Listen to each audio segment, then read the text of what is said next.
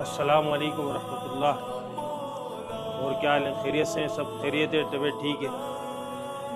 بس بھائی دنیاوی اعتبار سے ملاقات ہوتی ہے۔ ابھی جو ملاقاتیں دین کی نسبت سے ملاقات ہے، حدیث پاک میں آتا ہے جب مسلمان آپس میں دین کی نسبت سے ملا کرتے ہیں تو اللہ رب العزت ان کے جدا ہونے سے پہلے ان کے چھوٹے گناہوں کو معاف فرما دیتے ہیں، بڑے گناہوں سے بچنے کی توفیق دیتے ہیں۔ الحمدللہ ہم سب مسلمان، ہم سب نے عظیم و شان کلمہ پڑھانا لا الہ الا اللہ محمد رسول اللہ۔ کلمے کے لفظی معنی نہیں کوئی معبود اللہ کے سوا، محمد صلی اللہ علیہ وسلم اللہ کے رسول۔ کلمے کا مقصد ایک اللہ سے سب کچھ ہونے کا یقین ہمارے قلوب کے اندر آ جائے، یعنی ہمارے دلوں کے اندر آ جائے، اور اللہ کے حکم اور ارادے کے بغیر مخلوق سے کچھ نہیں ہوتا، اس کا یقین ہمارے دلوں کے اندر آ جائے کہ کرنے والی ذات صرف ایک اللہ کی ذات ہے، اللہ کرتے ہیں اپنی قدرت سے کرتے ہیں، اور کرنے کے اندر کسی اسباب کے کسی سبب کے محتاج نہیں ہے۔ اس یقین کو بنانے کے لیے ہم لوگ اس دنیا میں بھیجے گئے۔ ہم لوگ دنیا میں دنیا بنانے نہیں بھیجے گئے، ہم لوگ دنیا میں دنیا کمانے نہیں بھیجے گئے۔ اللہ کی ذات قرآن پاک میں فرماتی ہے، جس کا مفہوم ہے کہ ہم نے جو تمہیں دنیا میں بھیجا، ہم تم سے معاش نہیں چاہتے، معاش ہم تم کو دیں گے، بہتر انجام تمہارے لیے کیا ہے؟ پرہیزگاری۔ تو ہم جو دنیا میں بھیجے گئے وہ پرہیزگاری اختیار کرنے کے لیے بھیجے گئے۔ ہم جو دنیا کے اندر بھیجے گئے وہ صرف اور صرف اللہ کی ذات کو راضی کرنے کے لیے بھیجے گئے۔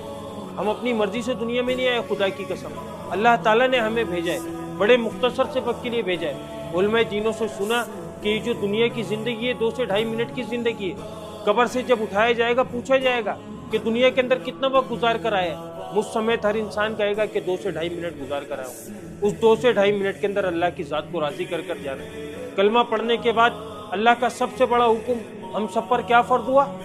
نماز۔ کلمہ پڑھنے کے بعد اللہ کا سب سے بڑا حکم ہم سب پر جو فرض ہے وہ فرمایا وہ نماز ہے۔ حدیث پاک میں آتا ہے کہ نماز کے بارے میں اللہ سے ڈرو، نماز کے بارے میں اللہ سے ڈرو۔ جس نے نماز کو قائم کیا اس نے دین کو قائم کیا، جس نے نماز کو ڈھا دیا اس نے دین کو ڈھا دیا۔ اللہ کے نبی رسول اللہ صلی اللہ علیہ وسلم کیا فرما رہے، جس کا مفہوم ہے کہ اس شخص کا دین کے اندر کوئی حصہ نہیں ہے، اس شخص کا دین کے اندر کوئی حصہ نہیں ہے جو نماز کو نہ پڑھتا ہو، جو نماز کو نہ قائم کرتا ہو۔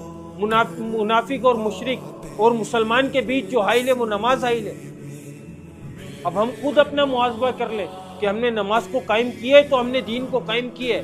اگر ہم نماز کو ڈھا رہے تو ہم لوگ ہماری وجہ سے دین ڈھا رہا ہے، ہماری وجہ سے دین ڈل رہا ہے۔ کیوں؟ کیونکہ ہم اس کے اندر ہمارا حصہ ڈال رہے ہیں نا۔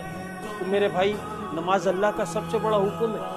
مرنے کے بعد سب سے پہلے نماز کا حساب ہوگا، قبر کے اندر سب سے پہلے حساب نماز کا کیا جائے گا، قیامت والے دن سب سے پہلے نماز کا سوال ہوگا۔ جس کی نماز جاندار ہوگی اس کے باقی اعمال شاندار نکلیں گے۔ تو کم و بیش سوالات انبیاء علیہ السلام اس پیغام کو لے کر دنیا میں آیا کرتے تھے، اس بات کو سمجھایا کرتے تھے دنیا میں آ کر کہ اے لوگوں لوٹ آؤ اللہ کی طرف، اے لوگوں مان لو دین کے اندر کامیابی ہے، اے لوگوں پڑھ لو کلمہ لا الہ الا اللہ، تم لوگ کامیاب ہو جاؤ گے۔